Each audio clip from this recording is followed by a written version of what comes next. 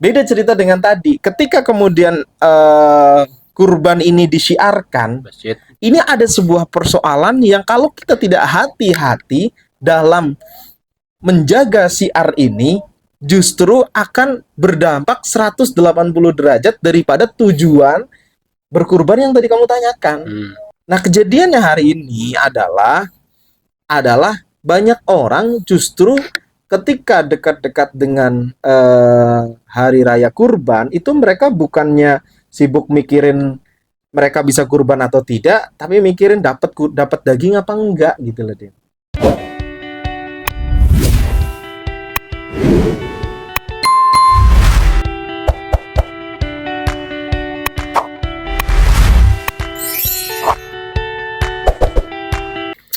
Assalamualaikum warahmatullahi wabarakatuh. Kembali lagi di podcast Goresan Kisah, Tempatnya menceritakan berbagai kisah. Alhamdulillah. Alhamdulillah. Assalamualaikum teman-teman. Gimana kabarnya? Sudah lama sih, sudah tidak berjumpa kembali nih di podcast Goresan Kisah. Di kali ini kita akan membahas materi tentang menjelang Idul Adha, ya Pak. Betul sekali. Betul sekali. Ya, kurang lebih seminggu lagi, Pak ya. Tanggal 6 udah diumumin katanya. Per hari ini kita tag podcast. Kita tag podcast ini sekarang tanggal berapa? Tanggal 1 ya? Tanggal 1. Tanggal 1 ya. Ya sih, kita kurang dari seminggu lagi. Iya, seminggu lagi. Ya, 5 hari lah. Ya, hari Jumat seminggu tanggal lagi. 6. Puasa enggak, Din? Puasa yang 2 hari tuh, Ling. Yang seminggu enggak. Ambil yang 2 hari ya. 2 hari. Kalau enggak yang sehari. Ya enggak apa-apa. Kenapa? Sunah ini. Oh, puasa hari ini enggak lah. Kopi ya? Iya, ngopi. Ada kopi. Ntar mau jalan juga nanti saya. Hari ini kan harusnya nggak jalan ke Prague, cuman tadi ada PH masuk, jadi kayaknya nanti sore jalan. Tapi masih yang progres yang di sana. Cibinong. Masih. Harganya bagus, Din. Dikasih nih. Alhamdulillah jadi sponsor nih. BA. Arsitek, arsitek. Sesuai dengan bisnis beliau. Semoga lebih baik dan maju ke depan. Amin. Oke. Jadi kita bentar lagi nih, kita sudah masuk bulan Dzulhijjah dan kita bentar lagi ini mau Idul Adha, kita mau ada peristiwa besar, bukan peristiwa, apa ya istilahnya. Ya, sebagai seorang muslim kita mau melaksanakan kegiatan kurban. Yaumun Nahr, hari kurban. Tapi cek dulu, udah saya pencet belum? Takutnya kayak kemarin. Udah aman. Takutnya kayak kemarin, saya podcast kemarin udah selesai sama istri, nggak dipencet ternyata. Terus gimana? Ya ulang. Sakit banget. Ini nanti dipotong. Oke, siap. Jadi seperti itu. Nah, kita mau ngobrol-ngobrol nih. Kita mau ngobrol-ngobrol soal hari raya Idul Adha. Lebih utamanya ke masalah kurban gitu ya, Din. Betul, Pak. Jadi gimana, Den? Sebelum situ kamu kurban? Jangan bilang kurban perasaan. Jok selama itu. Enggak, ini enggak kurban. Ya, Pak, alhamdulillah baru kurban, sekali sih. Kurban kayaknya suara kamu bindeng deh, Din. Ya, masa? Iya, karena ini radang pilek, tapi enggak terlalu ini sih. Mana udah agak minum obat prokol tuh. Ya jangan sebut merek. Boleh deh. Agak mendingan. Ya, alhamdulillah. Alhamdulillah. Jadi gimana tadi? Saya mau naik saya nih, kurban enggak? Nah, saya tanya balik, Bapak kurban enggak? Tahun ini sepertinya belum tahu. Biasanya sih kurban, tapi tahun ini belum tahu nih. Kayaknya nggak tahu nanti bakal kurban apa enggak. Kalau enggak pun ya enggak masalah sih sebenarnya. Biasanya sih saya udah berapa tahun terakhir setiap tahun kurban. Nah, cuman untuk tahun ini belum tahu nih. Mau kurban apa enggak nih. Lihat situasi lah. Situasi. Kayaknya lagi rada-rada. Ini ya budget, asik. Budget. Aduh. Oke, Pak. Kita lanjut ke pembahasan tentang Idul Adha nih. Gimana? Untuk hukum kurban tuh apa itu, Pak? Sunnahkah? Wajib? Nah kayak tadi makanya hukum kurban itu Nih kalau saya baca di sini ya, di kitabnya di Fathul Qorib, di situ dijelaskan kurban itu hukumnya. Nah, ini Jadi sunnah muakkadah alal kifayah. Jadi ada sunnah muakkadah. Jadi bahasanya kalau secara hukum eh berkurban di hari raya Idul Adha itu hukumnya sunnah. Sunnah tapi sunnah muakkad.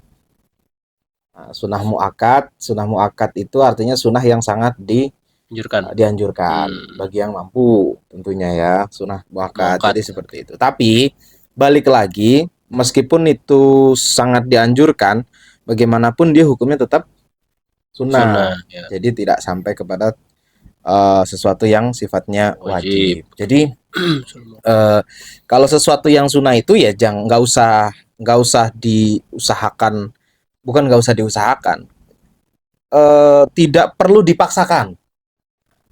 Diusahakan tapi tidak harus dipaksakan.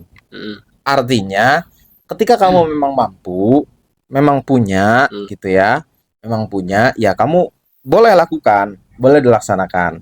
Tapi kalau ternyata memang tidak mampu, ya nggak apa-apa, nggak melaksanakan. Yang tidak boleh justru memaksakan diri.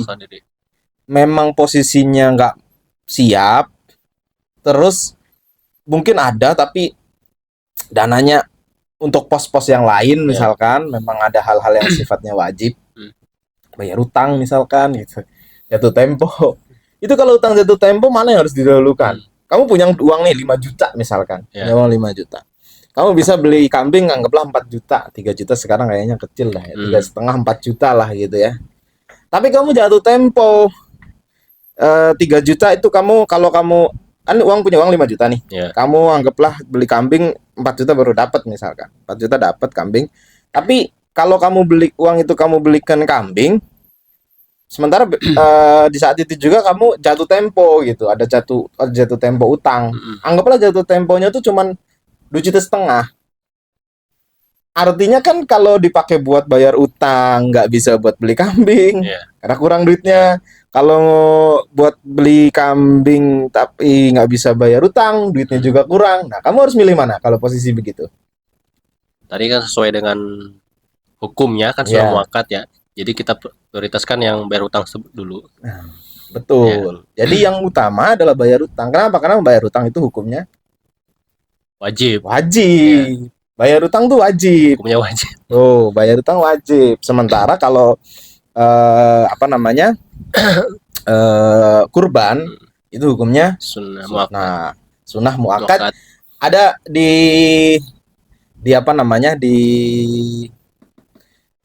penjelasannya, di situ disebutkan sunnah muakkad alal kifayah. Alal kifayah artinya apa? Nah, ini di Indonesia sempat menjadi perdebatan. Karena memang bukan perdebatan lah ya, jadi semacam perbedaan pandangan yang kadang-kadang jadi miskomunikasi, ya nggak tahu lah gitu ya bahwasanya, tapi sempat menjadi pembahasan. Kamu kalau kurban itu biasanya diatasnamakan orang. Samakan orang gimana? Diatasnamakan, misalkan saya nih, tahun ini saya kurban atas nama saya, besok atas nama istri saya gitu kan. Biasanya kan gantian tuh kalau di Indonesia kan, di Indonesia gitu. Nah, itu gimana tuh gitu. Itu sempat jadi pembahasan. Padahal ada yang berpendapat bahwa dulu kalau nggak salah almarhum Syekh Ali Jaber dulu yang pertama itu mengatakan bahwa nggak harus seperti itu, karena Rasulullah bahkan berkurban itu di hadisnya mengatakan hadza min Muhammad wa min ummati Muhammad katanya. Jadi bahkan pertama Rasulullah motong kambing. Jadi waktu di hadisnya itu Rasulullah potong dua ekor kambing. Yang pertama Rasulullah memotong kemudian mengatakan hadza min Muhammad wa min ali Muhammad. Ini dari Muhammad dan keluarga Muhammad gitu kan. Nah, yang kedua bahkan mengatakan hadza min Muhammad wa min ummati Muhammad gitu. Jadi sebenarnya kita sudah dikurban gitu, maksudnya iniin kurban sama Rasulullah gitu. Itu padahal dengan 1 ekor kambing gitu loh maksudnya. Tapi kemudian di Indonesia seolah-olah kayak 1 ekor kambing ya untuk 1 orang gitu. Kalau 1 ekor sapi buat 7 orang atau onta buat 7 orang kan, kayak begitu kan bahasanya kalau di Indonesia, bener nggak?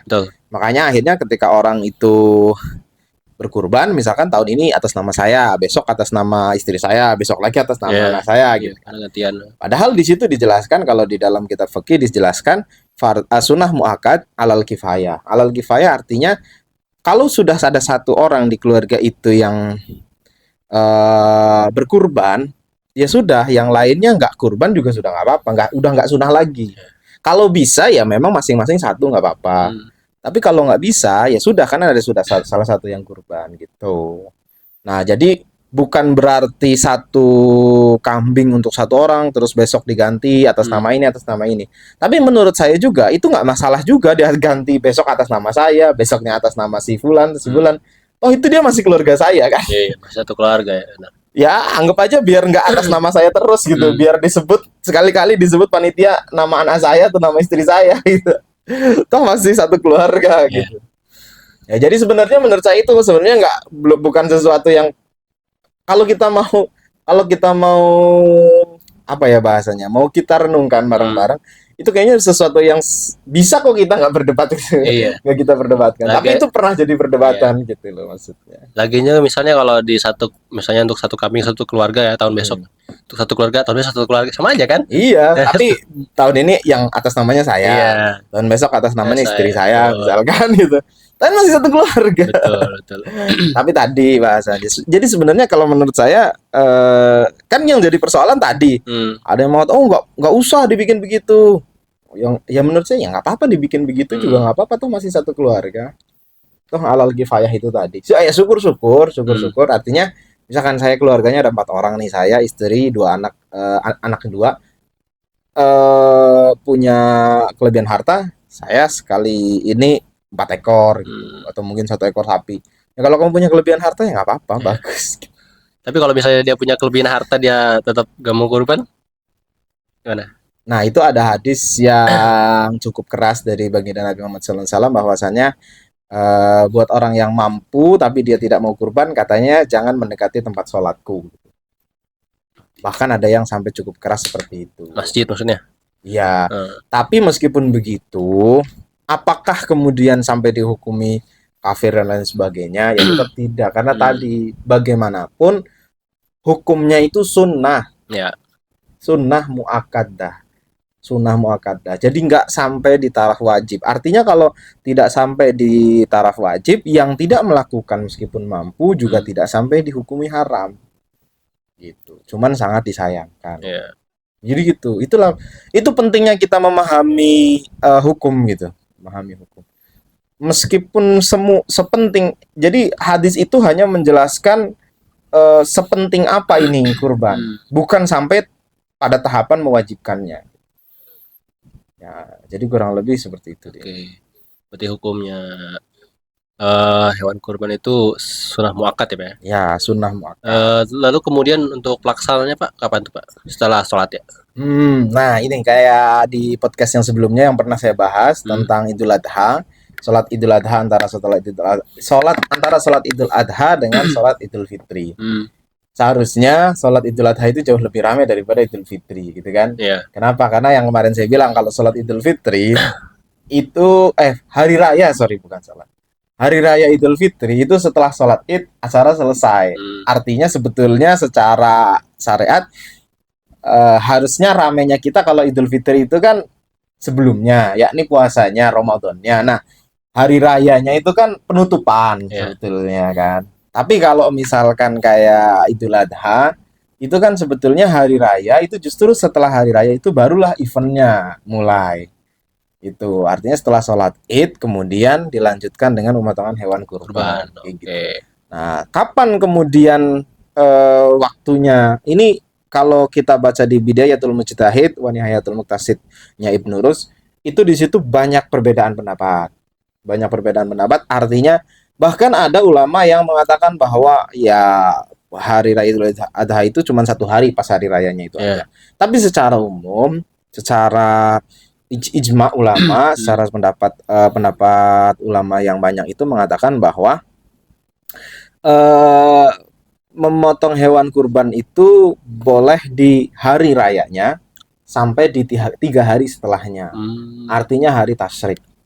Ya, hari tasyrik. Hari tasyrik itu apa? Ya, hari yauma halallahu lakum fihi ta'am wa harama alaikum siyam. Hari di mana kita dihalalkan untuk makan dan diharamkan untuk berpuasa. Kapan waktunya? Tanggal 11, 12 dan 13 Dzulhijjah. Oke. Dzulhijjah. Jadi itu di 3 hari itu. Jadi apakah pemotongan hewan kurban harus di hari rayanya? Itu jawabannya tidak. Tidak. Bisa hari rayanya boleh. Besoknya boleh, besoknya lagi sampai dengan 3 hari Juga boleh ya. Masih boleh. Kemudian ada beda pendapat antara Imam Malik dan Imam Syafi'i, dan ini masih di Bidayatul Mujtahid wa Nihayatul Muqtasid itu ya, karangannya Ibnu Rus. Perbedaan pendapat tentang bolehkah memotong hewan kurban itu di malam hari.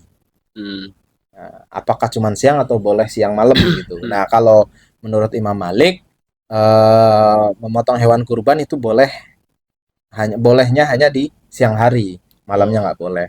Kalau menurut Imam Syafi'i nggak masalah, mau siang hari malam hari nggak masalah, karena di situ dia masih satu hari gitu loh istilahnya. Siang dan malam kan masih satu hari gitu bahasanya. Nah, seperti itu kurang lebihnya. Jadi motongnya nggak harus, apalagi besok tanggal 6 hari apa ya? Jumat. Nah, hari Jumat kan. Nah, itu juga tuh masalah kemudian ketika Idul Adha terdapat atau dilaksanakan di hari Jumat, itu bagaimana? Itu gitu. Pak, kemarin Pak, saya pernah di kondisi waktu itu pas hari Jumat Idul Adha. Itu tetap melaksanakan sholat Jumat. Cuman sebagian yang panitia itu tetap mengurus penyembelihan kurban nih, mereka nggak ikut sholat Jumat. Ya, gimana itu Pak? Nah, ini juga ada beda pendapat soal tentang soal apakah kalau misalkan hari raya ketemu di hari Jumat, apakah kemudian tetap harus melaksanakan sholat Jumat padahal tadi sudah sholat Id gitu kan? Betul. Atau tidak gitu. Nah, ini juga ada beda pendapat. Ada ulama yang berpendapat tentang ya sudah, kalau begitu ketemu hari Jumat ya nggak apa-apa, nggak melaksanakan sholat Jumat. Artinya tadi dia sudah melaksanakan sholat Id gitu. Ya dia diganti otomatis sholat Jumatnya diganti dengan sholat duhur. Seperti itu. Ada ulama yang berpendapat seperti itu gitu kan bahasanya. Ada juga yang ulama yang berpendapat bahwa ya enggak, tetap harus dilaksanakan. Ya sudah, kalau memang para ulama juga berpendapat demikian, ya kita hormati. Kita hormati. Artinya barangkali gitu ya, maksudnya ketika kita melihat di lapangan gitu, ada yang seperti kamu tadi cerita, ada yang sholat Jumat, ada yang nungguin gitu kan, nanti diganti sholat duhur.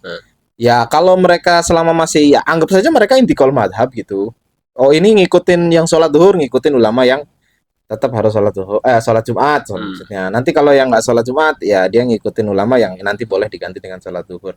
Karena kadang-kadang di lapangan kita juga ngelihat kalau semuanya sholat Jumat, nanti di lapangan itu nggak ada yang nungguin gimana? Ya kalau ada ibu-ibu mending gitu kan bahasanya.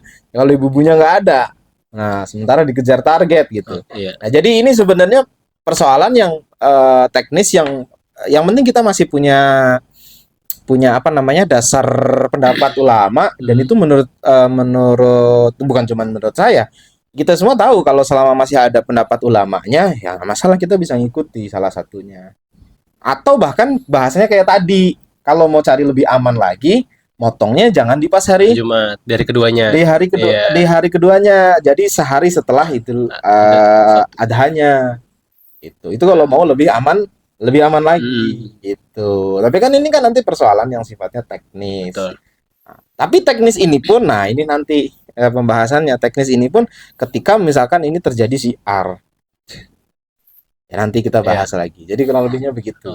Kalau waktunya ya. Oke, kemudian untuk hewan untuk kurban ini lebih baik mana Pak? Sapi kah, kambing apa unta? Nah, jadi para ulama secara ijma dulu menjelaskan bahwa hewan kurban itu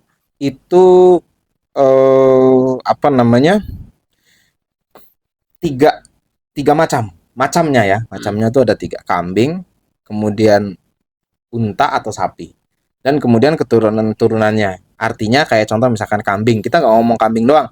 Kambing ada kibas, ada domba, gitu kan, ada kambing gunung, gitu-gitulah bahasanya kan. macam-macam tuh kambing gitu kan.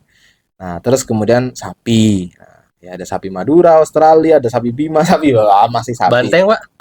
Kerbau gitu kan. Banteng. Banteng, banteng kayaknya emang masih ada. Kayaknya jarang, kayaknya nggak ada di sekarang Siapa deh. tahu ada punya banteng gitu. Ada tuh yang warna merah. Oh, Masa mau dikurbanin, janganlah. ya. Jadi gitu. Jadi kalau misalkan sapi, kerbau Ya. gitu, masih terus kemudian itu kan masih satu spesies lah. Ya. Gitu. Terus unta seperti itu. Nah, jadi di 3 ini. Lalu bagaimana kemudian mana yang lebih afdol? Mana yang lebih utama ketika kita mau motong kurban? Kita pilih yang mana nih antara kambing, unta atau sapi? Setahu kamu dulu deh. Menurut kamu apa, Din? Yang saya tahu kebanyakan sih yang saya lihat di Indonesia mah cuma sapi sama kambing nih. Tapi yang lebih utama di antara dua itu, kalau unta memang jarang di Indonesia Iya, ya. jarang. Kalau menurut kamu yang setahu kamu antara unta dan kambing, mana yang lebih utama? Unta sama kambing. Sorry, sapi dan kambing. Sapi dan kambing mana yang lebih utama? Sapi, Pak ya? Sapi. Sapi. Yakin? Yakin. Kita kunci jawabannya pemirsa. Oke. Kalau di Indonesia yang katanya atau sebagian besarnya itu mengambil mazhab Syafi'i, justru malah banyak berpendapat bahwa kambing itu lebih baik. Kambing itu lebih afdol. Yang katanya, ntar dulu makanya tadi yang katanya kita banyak mengikuti mazhab Syafi'i, katanya di masyarakat ya, ini di masyarakat dulu. Di masyarakat itu mereka mengambil pendapat justru malah kambing itu lebih baik gitu kan. Nah, tapi kalau saya baca di Bidayatul Mujtahidnya Ibnu Rus gitu kan, di situ dijelaskan justru pendapat yang mengatakan afdol itu dari kambing dulu, baru sapi, baru unta kalau nggak salah. Antara sapi dan unta ini saya lupa. Tapi yang pertama adalah kambing dulu. Itu justru pendapatnya Imam Malik. Pendapatnya Imam Malik. Jadi mazhab Maliki justru yang berpendapat bahwa kambing itu lebih utama daripada sapi atau unta. Jadi berkurban dengan 1 ekor kambing itu lebih utama daripada sapi atau unta. Artinya tadi sapi atau unta itu bisa untuk 7 orang, bahasanya seperti itu. Itu seperti itu menurut pendapat Imam Malik justru. Nah, kemudian kalau menurut pendapat Imam Syafi'i itu justru kurban itu lebih utama tuh kayak dari hadis menurut Imam Syafi'i itu seperti hadis sholat Jumat gitu, hadis sholat Jumat. Artinya dari yang nilainya paling besar ke nilainya yang paling kecil. Kan ada tuh hadis tentang sholat Jumat, barang siapa yang datang di saf awal dapat berkurban 1 ekor unta, yang nanti di belakangnya 1 ekor sapi, belakangnya 1 ekor kambing dan seterusnya kan seperti itu kan. Nah, justru kalau menurut Imam Syafi'i, pendapat Imam Syafi'i ini di Bidayatul Mujtahid ya, kayak di situ itu justru lebih utama unta, nanti habis itu sapi, baru kambing urutannya kayak begitu. Jadi seperti itu justru lebih utamanya kalau kita mau kurban ya, kalau kita bisa kurban unta, nanti kurban sapi atau kurban baru kambing kayak gitu bahasanya. Tapi kalau menurut Imam Malik tadi, karena memang Rasulullah itu pertama beliau mengambil dalilnya, pertama Rasulullah memang lebih suka kambing. Salah satu makanan favorit Rasulullah itu kambing. Kaki kambing yang dibakar gitu ya, itu salah satu favoritnya Rasulullah. Terus kemudian Rasulullah itu pun banyak ketika berkurban beliau menggunakan kambing.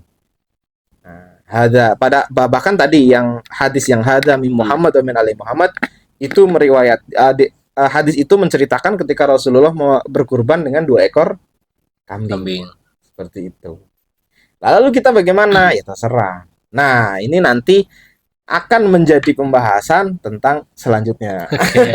Ini kita bahas biar ini ya, biar hukumnya dulu, ininya dulu gitu. Nanti ada pembahasan yang lebih menarik. Tapi kalau saya boleh tahu nih Pak, kenapa sih Pak Allah itu menyuruh kita berkorban sih Pak? Dan diuji jadi cobaan Nabi Ibrahim tuh, anaknya suruh dikorbanin gitu. Bagus banget ini nih. Ini tujuannya, why-nya. Kenapa kita berkorban? Ya. ini juga penting banget sebetulnya. Jadi kalau bicara tentang ceritanya adalah kisahnya gitu ya. Nabi Ibrahim alaihissalam itu beliau apa namanya? Beliau itu lama sekali tidak dikaruniai anak. Nah, kita tahu kan. Jadi beliau menikah dengan Bunda Sarah, istri pertamanya. Ya. Itu lama sekali nggak dikaruniai anak. Sampai akhirnya beliau menikah dengan Bunda Hajar. Setelah sekian lama, baru kemudian akhirnya beliau setelah menunggu sekian lama pokoknya, barulah dikaruniai seorang anak. Namanya Nabi Ismail alaihissalam. Nah, setelah itu pun beliau ketika beliau dikaruniai Ismail, itu beliau disuruh oleh Allah, diperintahkan Allah Subhanahu wa taala bahkan untuk meninggalkan Ismail dan ibundanya, Bunda Hajar, di Mekah yang waktu itu masih lembah, masih pasir. Pokoknya masih antah berantah gitu lah. Itu ada, aduh saya lupa lagi doanya. Ini biasanya dibaca ketika misalkan kita mau ninggalin anak kita ke pondok gitu-gitu. Gitu. Jadi itu biasanya amalan dipakai baca. Saya lupa. Aduh, saya kok jadi lupa ayatnya ya. Kadang-kadang kalau ngobrol gini jadi gitu tuh, ngeblank itu Din. Ngeblank nih. Jadi gitu. Jadi pokoknya aduh saya jadi lupa ya. Intinya adalah Nabi Ibrahim berdoa, beliau meninggalkan anaknya yakni Ismail di lembah biwadin ghairi disyar'in inda baitikal muharram. Depannya ayatnya apa sih, jadi lupa ya. Pokoknya gitu. Jadi beliau meninggalkan Nabi Ismail di lembah yang tandus di dekat baitikal muharram, di dekat rumahmu yang suci gitu. Terus kemudian agar dia mendirikan sholat dan lain sebagainya gitu. Nah, saya kok jadi lupa ya. Kacau nih. Ya nanti cek aja, cek aja suratnya tuh, nanti dicari. Saya lupa jadinya, ngeblank nih. Pokoknya itu deh. Nah, jadi itu sampai kemudian beliau ini ceritanya jadi cerita sedih gitu. Ketika beliau meninggalkan Bunda Hajar dan Nabi Ismail, waktu itu Ismail kecil di tempat itu, Ibrahim alaihissalam tidak berkata apa-apa. Beliau meninggalkan sambil jalan membelakangi Bunda Hajar, Sayyidah Hajar. Nah, sama Sayyidah Hajar ditanya, kenapa engkau meninggalkan kami di sini? Itu Nabi Ibrahim nggak jawab. Dia tetap jalan. Kenapa engkau meninggalkan kami di sini? Gitu kan. Diulang sampai 3 kali. Nah, Bunda Hajar pun cerdas karena ditanya seperti itu. Nabi Ibrahim tidak menjawab, beliau ganti pertanyaannya. Apakah ini perintah Allah? Baru Nabi Ibrahim menjawab, ya ini perintah Allah. Itu. Jadi kelihatannya kayak tega banget gitu ya, ninggalin istrinya dan anaknya yang masih bayi di tempat yang semengerikan itu, di lembah Bakkah namanya. Lembah Bakkah. Mekah itu aslinya katanya dulu namanya itu Bakkah. Cuman karena perubahan makna ya, perubahan apa ya bahasanya ya, orang ngomong lah gitu ya. Jadilah Mekah gitu lah bahasanya. Sekarang tuh Mekah. Dulu lembah Bakkah namanya itu kan, itu masih tandus, nggak ada apa-apa. Sampai kemudian kita tahu. Nah, inilah dari peristiwa yang itu ditinggalkanlah ibunda Hajar dengan Ismail kecil. Nah, di situ akhirnya muncul banyak sekali syariat yang kita hari ini laksanakan. Salah satunya sa'i, kemudian munculnya sumur Zam-Zam dan lain sebagainya. Dan kita tahu bahwa sekarang Mekah itu seperti apa. Nah, balik lagi ke tadi bahwa ketika kerinduan seorang Nabi Ibrahim alaihissalam punya anak, setelah dia dikasih anak malah disuruh meninggalkan untuk berdakwah. Dikisahkan Nabi Ibrahim baru balik lagi ke Mekah itu kurang lebih ketika Nabi Ismail itu berusia 9 tahun. Ya, ketika dia lagi lucu-lucunya itu. Lagi menggemas-gemaskannya. Nah, di saat itu dia lagi senang-senangnya. Jadi kecintaan dia terhadap Ismail itu sungguh besar. Bayangin aja, ini belum ada Ishak ya. Ya. Sayyidah Sarah belum punya anak nih gitu. Hmm. Bahas cerita. Tapi meskipun ada yang menceritakan bahwa ada yang menceritakan bahwa ada riwayat lain yang menceritakan bahwa yang disembelih Nabi Ibrahim itu bukan Ismail tapi Ishak. Nah, kita cerita dulu yang versi Ismail dulu ya. Nanti versi Ishak memang nggak masyhur, tapi ada. Bahkan kalau nggak salah di tafsir Jalalain itu ketika menceritakan ini pun baina Ismail dan Ishak, antara Ismail dan Ishak gitu. Yang disembelih itu kalau kita kan taunya Ismail ya. Bahkan ada cerita seperti itu gitu. Ya, tapi kita cerita yang damai ini dulu ya. Jadi intinya kecintaan beliau terhadap Nabi Ismail itu diuji oleh Allah Subhanahu wa taala. Diuji oleh Allah Subhanahu wa taala. Dengan cara itu tadi, yang kisahnya kita udah sama-sama tahu. Beliau dikasih perintah oleh Allah untuk menyembelih putranya. Nah, sebenarnya di dalam Al-Qur'an juga nggak dijelasin siapa yang disembelih, nggak dibahasakan apakah itu Ismail atau Ishak gitu. Cuman dalam hadis ada.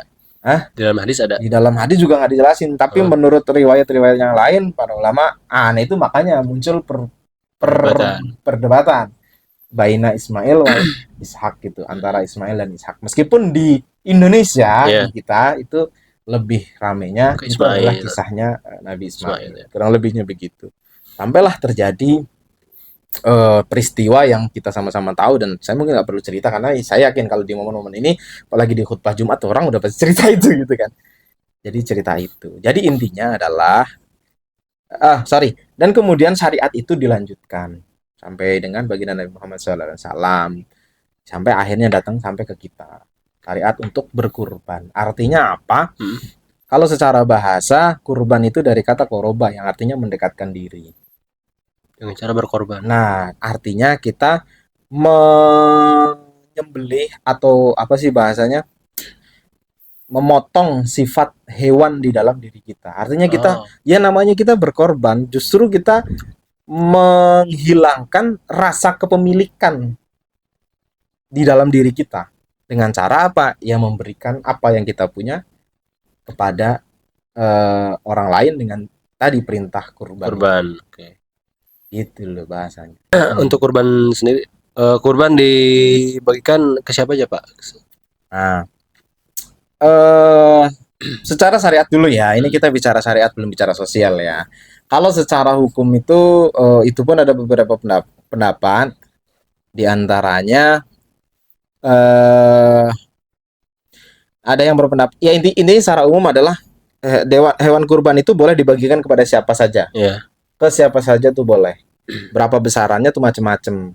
Kalau di Fathul Mu'in, di situ kita diperbolehkan atau disunahkan untuk makan sedikit aja. Tapi afdolnya kalau di Fathul Mu'in, afdolnya kita justru memberikan hewan kurban itu kita sedekahkan semuanya gitu loh bahasanya. Kita hanya mengambil sedikit aja. Nah, ini kalau secara fikih di Fathul Mu'in ya, di kitab Fathul Mu'in. Jadi kurang lebihnya kita cuma ngambil sedikit aja tuh. Kita mensedekahkan yang lainnya. Meskipun boleh kita memanfaatkan kulitnya gitu. Kalau zaman dulu kan kulit dipakai tuh untuk disamak, untuk jadi macam-macam lah. Ya kalau di kita dibeduk, di tempat dulu ya bisa buat pakaian dan lain sebagainya. Setelah disamak kan gitu. Jadi alat tulis dan lain sebagainya gitu. Jadi kalau di Fathul Mu'in seperti itu. Tapi kalau di Bidayatul Mujtahid wa Nihayatul Muqtasid itu di situ lebih ragam lagi perbedaan pendapat para ulama. Nah, secara masyhur itu menurut hadis ya, hadis baginda Nabi Muhammad SAW, beliau mengatakan bahwa daging kurban itu sebagian kamu makan, sebagian kamu sedekahkan, sebagian kamu hadiahkan kalau nggak salah tuh. Saya lupa, nanti coba dicek lagi hadisnya. Intinya dari hadis itu kemudian para ulama berpendapat bahwa daging hewan kurban itu dibagi jadi 3 bagian. Jadi mungkin saya ambil aja nih ya. Ini Bidayatul Mujtahid wa Nihayatul Muqtasid.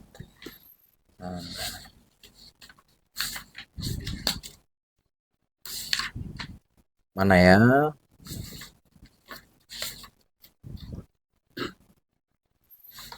Nah, hilang lagi tadi.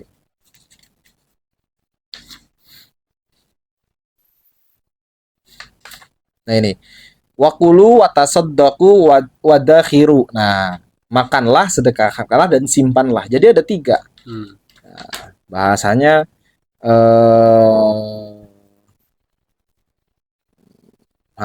wajib dibagi 3. Nah, kurang lebihnya seperti itu. Nah, ini mayoritas ulama menyunahkan dibagi menjadi 3, sepertiga untuk disimpan, disedekahkan, dan untuk dimakan. Jadi seperti itu. Nah, kalau di kitab yang lain, jadi ini, saya punya bukunya Ustaz Abdul Somad malahan ini. Ini kalau yang salah Ustaz Abdul Somad nih. Kalau di menurut Ustaz Abdul Somad di buku tentang 33 tanya jawab seputar kurban ya, itu di masalah ke-25, daging hewan kurban boleh dibagi 3 jenis. Ya, sepertiga untuk orang yang kurban, sepertiga untuk kerabat atau sahabat meskipun mampu, ya jadinya dibagian untuk hadiah, dan sepertiga untuk fakir miskin, jadi disedekahkan. Jadi bahasanya dibagi jadi 3, sepertiga itu untuk disedekahkan, sepertiga untuk dimakan, sepertiga untuk hadiah, dan sepertiga untuk sedekah gitu bahasanya.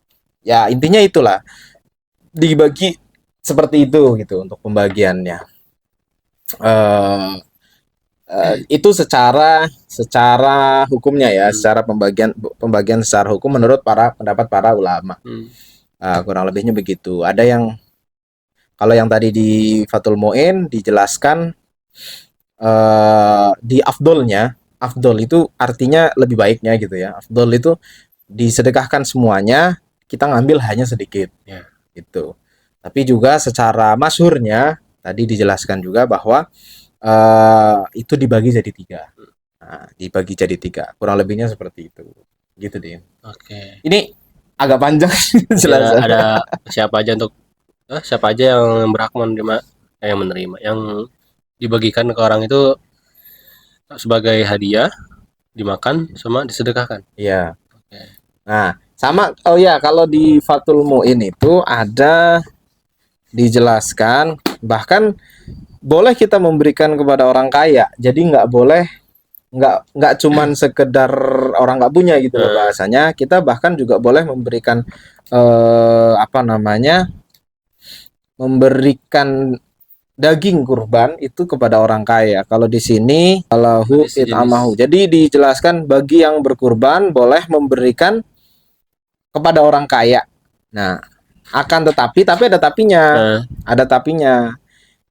Aghnia. Nah, walahu it'amu aghnia la tamlikuhum. Nah, kecuali jadi boleh memberikan kepada kepada orang kaya, kepada aghnia, tapi nggak boleh berupa tamlik gitu. La tamlikuhum. Nggak boleh berupa tamlik, artinya gimana? Dikasih ke orang kaya tapi dengan niat daging kurban itu mau dijual. Gitu. Jadi nggak boleh kalau dikasih ke orang, ya dikasih ke orang, terus dagingnya itu niat untuk dijual. Nah, lalu bagaimana dengan yang lain gitu kan? Boleh nggak hukumnya menjual daging kurban gitu?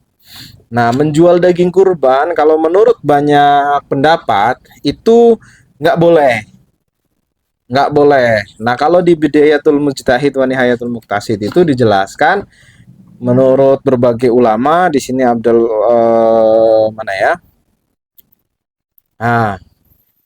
Nah ini kalau menurut ulama hukum secara keseluruhan itu daging hewan kurban tuh nggak boleh dijual. Tapi ada yang boleh dijual, ya kan? Ada yang boleh dijual, yakni yang penting bukan daging. Itu ada ulama yang memperbolehkan. Meskipun tadi menurut jumhur ulama justru nih, kalau menurut jumhur ulama nggak boleh dijual sama sekali gitu. Tapi kalau ada juga yang memperbolehkan. Jadi ulama yang sudah sepakat itu nggak boleh dijual adalah dagingnya. Daging. Jadi kalau kayak misalkan kulit, kayak bulu, misalkan tulang gitu ya, Jual boleh. Itu ada ulama yang memperbolehkan. Meskipun tadi pendapat jumhur atau mayoritas itu tetap nggak boleh gitu loh bahasanya. Nah, jadi ada juga yang mengatakan kayak menurut Abu Hanifah boleh, tapi nggak boleh diuangkan, ditukar dengan benda yang lain. Jadi kayak barter kayak gitu. Terus juga menurut Imam Atok juga selain daging tadi kayak kulit apa segala macam boleh, tapi apa namanya nanti harus dibagikan ke orang lain, dibagikan ke fakir miskin kayak gitu-gitu lah bahasanya. Jadi apa namanya kalau yang jelas secara ulama itu sepakat nggak boleh dijual adalah dagingnya. Daging hewan kurban itu nggak boleh dijual. Tapi kalau yang lain itu masih ada perbedaan pendapat antara ulama yang satu dengan ulama yang lain. Itu. Jadi begitu, Din.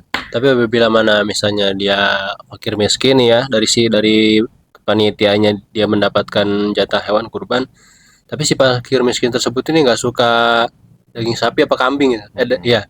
Lalu dia perlu kebutuhan lain nih. Jadinya si daging ini dijual lah. Tetap nggak boleh juga tuh, Pak. Ya tadi hukumnya emang daging kurban itu nggak boleh diperjualbelikan. Ya kalau dia nggak suka kasih ke orang lain. Emang berapa sih yang dia dapat? 2 on juga kan. Gitu loh bahasanya. Ditukar boleh misalnya. Kalau nggak mau ditukar beras boleh, atau kalau nggak tukeran deh. Ini saya nggak doyan kambing nih, kamu sapi, tukeran boleh nggak gitu. Sapi, daging sapi sama. Nah itu masih boleh tuh. Gitu. Ya kalau dijual hukumnya dagingnya ya itu tetap tidak diperbolehkan. Nah mungkin ini Din, ini sudah lah ya secara hukum tadi sebenarnya cukup panjang dan mungkin belum terlalu detail, masih bisa didetailkan lagi. Tapi ada hal yang menurut saya dari hukum-hukum itu tadi terus kemudian terjadi di sosial di masyarakat, bahwa kita tahu di masyarakat kita itu apa namanya pemotongan hewan kurban itu diadakan biasanya atau banyaknya itu diadakan secara bareng-bareng. Disiarkan bahasanya, disiarkan secara bareng-bareng, misalkan di suatu tempat, misalkan di masjid, kan seperti itu. Nah, bagaimana dengan kondisi yang seperti ini, Din? Bagaimana dengan kondisi masyarakat yang seperti itu? Nah, saya punya pandangan yang mungkin cukup agak anti mainstream gitu ya. Tapi saya kira pandangan ini patut untuk kita pertimbangkan. Itu. Jadi yang pertama adalah saya mau mengatakan bahwa memotong hewan kurban itu diutamakan atau sunnahnya itu kita potong sendiri. Kita yang motong sendiri. Kita motong sendiri. Itu. Artinya motong sendiri itu diutamakan, ya kita yang motong di rumah, misalkan kita potong, kita bagikan ke siapa ya tadi, kita ke tetangga dan lain sebagainya. Gitu loh, seperti itu. Lalu bagaimana dengan ketika misalkan kita bawa bareng-bareng ke masjid, disiarkan, ya Idul Adha ini kemudian disiarkan di masjid bareng-bareng. Itu pun masih ada, kita kalau bisa kita yang motong sendiri hewan kurban kita. Meskipun boleh kita mewakilkan untuk memotongkan ke orang lain, gitu ya. Jadi ketika kita memotong hewan kurban, ya kita potong sendiri, atau kita boleh sebenarnya mewakilkan ke orang lain. Lah, utamanya itu dulu, kita potong sendiri. Nah, lalu bagaimana ketika misalkan syariat kurban ini kemudian disiarkan dengan cara tadi diadakan di masjid bareng-bareng rame-rame gitu kan. Nah, menurut saya ini menjadi sebuah persoalan tersendiri. Saya tidak selalu mengatakan masalah, tapi ini jadi satu persoalan sendiri yang saya selalu saya bilang bahwa ketika misalkan contohnya ya, misalkan ini jadi persoalan sosial begini. Contohnya misalkan ketika saya berkurban 1 ekor kambing. Terus kemudian kambing itu saya potong di rumah nih. Terus saya bagi-bagikan ke tetangga kanan kiri, otomatis 1 ekor kambing berapa sih dapatnya kan? Nggak banyak gitu kan. Itu nggak mungkin ada orang yang di blok lain gitu ya, di tetangga yang agak jauhan, dia nggak mungkin ada bilang bahwa itu Pak Fahmi motong kambing kurban kok nggak nyampe sini dagingnya gitu. Itu nggak akan ada seperti itu. Nah, beda cerita dengan tadi, ketika kemudian kurban ini disiarkan, ini ada sebuah persoalan yang kalau kita tidak hati-hati dalam menjaga siar ini, justru akan berdampak 180 derajat daripada tujuan berkurban yang tadi kamu tanyakan. Dan kita bisa melihat itu di masyarakat, Din. Contohnya apa? Hari ini rame-rame orang justru ketika membahas atau kita dekat-dekat dengan dekat dengan hewan kurban. Kita dekat-dekat dengan Idul Adha atau hari raya kurban, itu justru orang sibuk mikirin gimana nanti ngurus hewan kurbannya lah, gimana motongnya, gimana baginya. Tapi nggak sibuk mikirin dia mau berkurban gitu loh. Padahal tadi, atau bahkan ada yang sibuk nyiapin tusuk sate. Siapa nanti malam? Persiapan tusuk sate sama areng gitu loh maksudnya. Nggak, maksudnya adalah bahwa kurban ini adalah syariat untuk mengajari kita tentang bagaimana kita mengorbankan sesuatu yang kita punya. Ya kan? Bukan mengharapkan sesuatu yang belum tentu jadi hak kita. Nah, itu dalam agama disebut dengan tamak. Mengharapkan sesuatu yang belum haknya.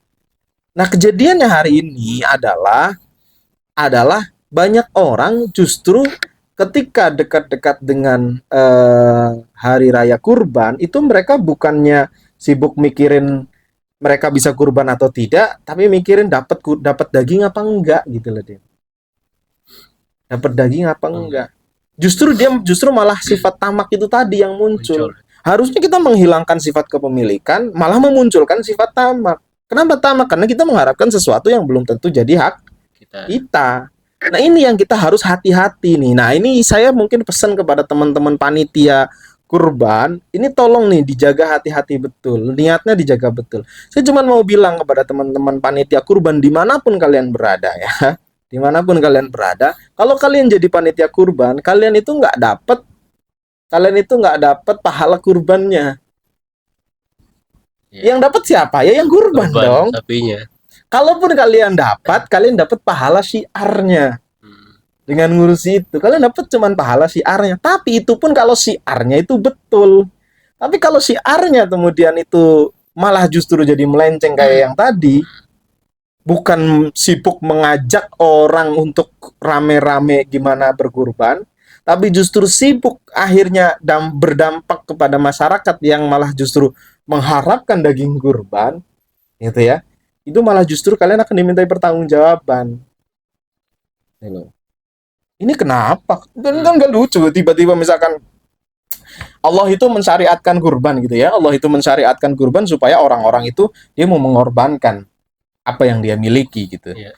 Ini kok malah jadi sekarang kebanyakan orang bukan ingin mengorbankan apa yang dimiliki, justru karena syiar itu malah justru mengharapkan apa yang belum tentu haknya. Ini gimana kok malah jadi kebalik gitu loh. Nah, itu masalahnya, problemnya adalah tadi yang saya bilang di awal. Kalau ini saya motong kambing itu di rumah, itu nggak mungkin tetangga blok itu yang nggak kebagian karena dagingnya sedikit gitu ya, nggak kebagian, terus kemudian dia akan bilang bahwa oh ini Pak Fahmi motong kurban kok nggak sampai sini dagingnya. Kayaknya nggak mungkin. Tapi bayangkan kalau misalkan ini ada di masjid. Nah, nanti ketika misalkan kita bicara ini di masjid, kita akan bicara tentang ruang lingkup. Karena umum ya. Karena umum. Ini akan menimbulkan banyak hal. Kecuali masyarakatnya yang sudah punya mindset tadi yang saya bilang di awal. Dia nggak ada rasa tamak. Nah, ini yang harus dijagain loh. Bener-bener loh sama panitia loh. Ketika Anda berani membentuk panitia kurban di masjid, kalian harus bisa menjaga nih. Masyarakat kalian siap nggak? Apakah mereka akan cenderung untuk semangat berkurban atau mereka cenderung semangat nungguin daging kurban? Itu yang harus jadi ini kita.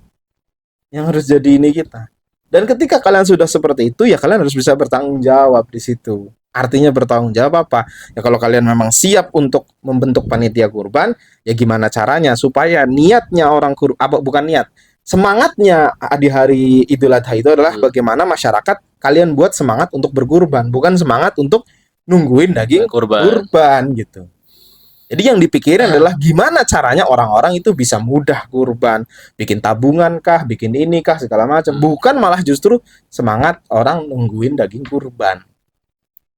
gitu. Ya. Karena ini nanti bertolak belakang 180 derajat dari tujuan utamanya. Nah, ini yang menurut saya penting dan harus diinikan, harus diperhatikan gitu loh maksudnya.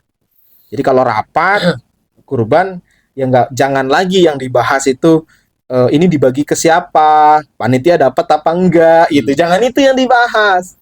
Yang dibahas itu yuk kurban nih, siapa aja yang mau kurban, bagaimana supaya orang jadi mudah berkurban. Contohnya misalkan bikin tabungan lah, bikin inilah segala macam supaya orang tuh punya semangat untuk berkurban gitu. Bukan untuk semangat dapat. Ya, tapi kalau panitia nggak dapat nanti tahun depan ada yang kurban nggak ada yang mau bantuin motong, udah nggak potong sendiri di rumah. Kalau saya mau begitu maksudnya. Berarti kalau kayak gitu kan kita justru memfasilitasi ketamakan orang. Bener nggak? Orang bantuin karena dia menganggap bahwa oh nanti saya bakal dapat. Padahal belum tentu haknya. Itu loh maksudnya. Nah, hal seperti itu yang saya tolong digarisbawahi. Nah, karena tadi secara syariat aturan-aturannya itu sudah jelas. Tadi di awal kita sudah bahas bagaimana hukumnya, bagaimana kemudian afdolnya bagaimana, terus membaginya bagaimana, terus ininya bagaimana. Ya kan? Tapi ketika kemudian ini semua disiarkan menjadi sebuah kegiatan sosial, itu ada nilai-nilai sosial yang mau nggak mau harus dijaga, harus dibentengi. Supaya apa tadi? Resikonya yang besar tadi saya bilang, niatnya Idul Adha adalah supaya orang berkurban, justru ini 180 derajat. Justru orang nungguin dapat kurban. Itu yang mesti kita ini kan. Berarti ini program harusnya dari DKM ya? DKM maksudnya gimana? Ya DKM Masjid. DKM Masjid itu gimana? Maksudnya program DKM Masjid itu maksud kamu gimana? Nah kan sebelumnya kan dari panitia kan, misalnya tahun ini nih kurban. Nah mungkin kita buat program baru lagi tuh besok kayak seperti tabungan, seperti bapak bilang tadi. Contohnya kayak di kampung saya gitu kan ya. Ibu saya juga diam-diam dia bercerita kemarin kan. Ibu lagi nabung per bulan 150 sampai sapi Pak 7 orang, tapi ada kelompok masing-masing gitu ya. Nah gitu, jadi terus untuk apa? Untuk dipotongnya tapi di masjid. Iya. Ya, gitu. Nah itu harusnya semangatnya di situ maksud saya adalah memfasilitasi masyarakat supaya mereka punya solusi ketika mereka mau kurban tapi misalkan ada keterbatasan. Yang semangat yang harus dipikirin yang utamanya adalah di situ. Kalau itu udah dipikirin, anggaplah kita sudah ada nih yang tabungannya, sudah ada yang mau kurban ABCD terus mau kita siarkan. Enggak apa-apa, baru kita mikirin nanti baginya gimana. Baginya tuh gampang kok. Orang tadi kan secara syariatnya baginya kemana? Ya ke siapa saja. Boleh gitu loh maksudnya. Orang kaya boleh, orang miskin boleh, ke bahkan muslim itu aja diperbolehkan gitu, dapat gitu kan bahasanya. Ulama berpendapat, ada yang berpendapat begitu, non muslim juga nggak apa-apa dikasih untuk daging kurban. Tapi kan ada yang dibagi dulu nggak? Gitu loh maksudnya. Yang dipikirin itu dulu gitu. Yang dipikirin adalah ada yang dibagi dulu nggak? Tahu di daerah Banjarnegara itu beberapa tahun terakhir itu rame sekali di daerah namanya di daerah Batur. Daerah Batur itu setiap tahun dia tuh yang kurban ya, bukan itu yang kurban itu ratusan itu sampai balai desa penuh itu tumpuk-tumpuk itu. Berapa hari itu Pak? Apanya? Ngerjain semuanya lah. Wah ya itu pokoknya berhari ya yang jelas masih di dalam hari-hari kurban itu. Tapi kalau kamu cari beritanya aja nih teman-teman mungkin ya dicari di beritanya di daerah Batur di Banjarnegara itu tuh keren gitu loh maksudnya. Itu yang kurban itu semangatnya luar biasa. Jadi di sana kayaknya udah nggak ada lagi orang pengen ngarep-ngarep daging kurban, kan pasti udah dapat karena orang tuh semangatnya pengen kurban. Nah itu ternyata gimana caranya? Ya kayak tadi kamu bilang, tadi saya bilang dibikinlah masyarakat tuh bikin tabungan. Karena tadi katakanlah kita ngeluarin 3,5 juta atau 4 juta, itu sebenarnya nggak terlalu banyak kalau kita ngomong itu selama setahun sekali ya. Tapi ketika kita ngeluarinnya sekalian, cek, aduh kayaknya kok kerasa gitu maksudnya. Betul. Bener nggak? Bener. Kerasa gitu. Tapi kalau misalkan kayak tadi tuh dibikin tabungan, dibikin arisan, itu jadi nanti giliran yang dapet kayak gitu-gitu. Ada skema-skema yang bisa ini, itu dia setiap bulan 100.000, 150, misalkan atau ya mungkin 300.000 gitu bulan gitu ya. Jadi lebih terasa ringan gitu loh Iya. maksudnya. Dan kalau kayak begitu kan artinya mindsetnya adalah memfasilitasi atau mengajak orang supaya bersemangat berkurban. Kurban. Oke. Bukan cuman sekedar memfasilitasi orang supaya dia nungguin daging kurban gitu loh. Gitu maksud saya, Din. Jadi gitu. Jadi saya cuman berharap nih kepada teman-teman yang jadi panitia kurban, nggak apa-apa, itu nggak ada masalah karena itu syiar, tapi harus dijaga betul-betul. Kalau syiar ini nanti keluar dari melenceng dari tujuan utamanya, ini justru berbahaya. Berbahaya. Yang kita inginkan atau tujuan utama dari Allah Subhanahu wa taala mensyariatkan Idul Adha dengan berkurban adalah memotong sifat taumak ya. Sifat hewani rakus dalam diri kita, tapi justru malah dengan syariat atau dengan syiar yang salah, justru malah bahayanya adalah ketika justru menimbulkan perasaan tomak tadi, artinya mengharapkan sesuatu yang belum tentu haknya. Jadi itu. Berarti PR ya buat kepanitiaan ya. Saya pikir itu. Jadi harus kita harus mengajak diperbaiki masyarakat. Seluruh masyarakat ya. Saya pikir masyarakat dimanapun berada ya. Dimanapun berada, karena saya melihat hal semacam ini tuh banyak terjadi gitu kan di masyarakat. Nah, itu minimal mindset utamanya adalah itu. Tolong itu yang harus dijaga gitu. Bahwa Idul Adha itu adalah semangatnya adalah mengajak orang buat berkurban. Ya, dan panitia harus memfasilitasi ya, seperti bentuk penyimpanan uangnya, jadi bertanggung jawab yang menaruh uang itu siapa gitu kan. Betul sekali. Di amanah itu. Iya, betul sekali itu. Jadi kan yang misalnya mengeluarkan 3 juta dalam setahun pas hari kurban kan berat itu ya. Berat. Nah, misalnya kan kita dari setahun lalu untuk besok kan bisa nyisin 100-200 gitu kan. Itu. Iya. Jadi bagaimana jadi panitia kurban ini tidak hanya dibentuk seminggu atau mungkin 2 minggu atau 3 atau mungkin sebulan sebelum Idul Adha doang. Enggak, tapi justru kalau menurut saya ya, dengan pemahaman yang tadi, panitia itu bekerja setelah Idul Adha itu selesai. Dia mulai bekerja untuk apa? Untuk tadi mengkoordinir tentang masyarakat yang mau berkurban untuk tahun depan dengan tadi berbagai skema yang ada. Jadi ini adalah sebuah program berkelanjutan gitu loh bahasanya. Enggak Idul Adha selesai, bubar pembubaran panitia bubar semua. Nanti mau acara sebulan sebelumnya dibentuk lagi kayak gitu-gitu. Jadi begitu, Din. Jadi saya menjadi sebuah perhatian ya, dibanding dengan semua tadi yang awal-awal itu awal-awal secara syariatnya itu ya memang seperti itu caranya. Tapi ketika ini kemudian di masyarakat ada fenomena sosial seperti itu, dan bahkan bisa dibilang tadi cukup menabrak hal-hal yang tadi kan, kayak tadi afdolnya sebenarnya dipotong sendiri, ternyata dipotongkan di masjid, yang motong juga orang lain, bahkan kita bayar gitu kan. Kenapa nggak kamu sendiri, padahal afdolnya kita potong sendiri harusnya. Terus kemudian misalkan ada yang berpendapat, nah kalau ini memang beda pendapat gitu ya. Kalau ini bisa juga dipakai nih pendapat oleh panitia, mengajak supaya orang mau patungan sapi. Karena mau nggak mau, seperti tadi, panitia dia harus, kita bicara masjid misalkan, kita bicara ruang lingkup. Nggak mungkin tadi misalkan masjid motong hewan kurban, misalkan kambing dapat 5 ekor misalkan. Sementara masjidnya ruang lingkupnya kan luas. Ketika misalkan dia bagikan cuma sekeliling masjid, kemungkinan besar tadi yang lain pojokan akan bilang, oh masjid ngadain kurban kok nggak nyampe sini dagingnya. Nah, itu kan akhirnya berbahaya gitu loh maksudnya. Nah, itu kan berbahaya. Karena diadakan di masjid. Beda cerita kalau itu dipotong masing-masing. Itu nggak akan cerita, ada kemungkinannya sangat kecil ya.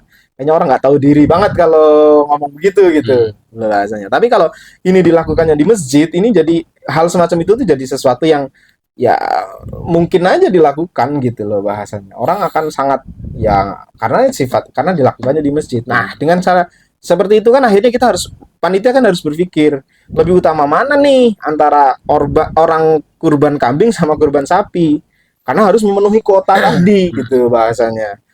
Nah, sekarang begini misalkan, 7 ekor kambing dengan 1 ekor sapi, kita bicara banyak-banyakan daging. Lebih banyak mana? Itu lebih banyak 1 ekor sapi daripada 7 ekor kambing. Karena lebih besar, lebih bersih. Nah, tapi karena di masyarakat kita atau beberapa orang masih berpendapat bahwa kurban itu afdal, lebih utama adalah kambing daripada sapi, mereka lebih memilih kambing. Padahal ada pendapat tadi saya bilang, pendapat lain. Ada pendapat lain yang mengatakan bahwa lebih afdal sapi gitu. Meskipun tadi ada juga berpendapat bahwa 1 ekor kambing dengan sapi untuk 7 orang itu bagaimana? Ya, berpendapat lebih afdal lebih afdal kambing 1 orang 1 daripada sapi buat 7 orang. Tapi ketika kita bicara tentang sosial, harus memenuhi kuota, harus dibagi dan lain sebagainya, akhirnya kita ada asas manfaat di sana gitu loh yang harus dipertimbangkan. Lebih baik mana? Ya, kita akhirnya daripada 7 ekor kambing dibandingkan dengan 1 ekor sapi, untuk asas manfaat disebarluaskan lebih luas, akhirnya kita lebih memilih sapi. Nah, hal-hal semacam itu kan maksudnya yang saya rasa para pengurus gitu ya, atau para panitia itu yang harus lebih bisa dibicarakan gitu. Jadi supaya pengurus ini jelas kerjanya apa, tujuannya apa gitu. Tujuannya yang utamanya tadi ngajakin supaya orang tuh mau kurban, bukan orang supaya nungguin daging kurban. Udah itu aja Din, kayaknya udah panjang banget sih. Ini udah panjang banget ini. Episode ini kayaknya kalau dibikin 1 episode ini panjang banget. Ya itu aja buat teman-teman ya. Mungkin episode kita kali ini sudah sangat panjang. Mohon maaf nih, episodenya cukup panjang karena memang urgensi ya, agak cukup penting untuk dibahas. Nah, kalau mungkin ada teman-teman yang berbeda pendapat atau punya pandangan yang lain, kita diskusikan, nggak apa-apa. Silahkan kita ngobrol di kolom komentar. Oke, Din, ditutup Din. Ya, terima kasih teman-teman telah menyaksikan di podcast Goresan Kisah tentang materi Idul Adha. Semoga bermanfaat ilmunya untuk kalian semua. Terima kasih. Wassalamualaikum warahmatullahi wabarakatuh.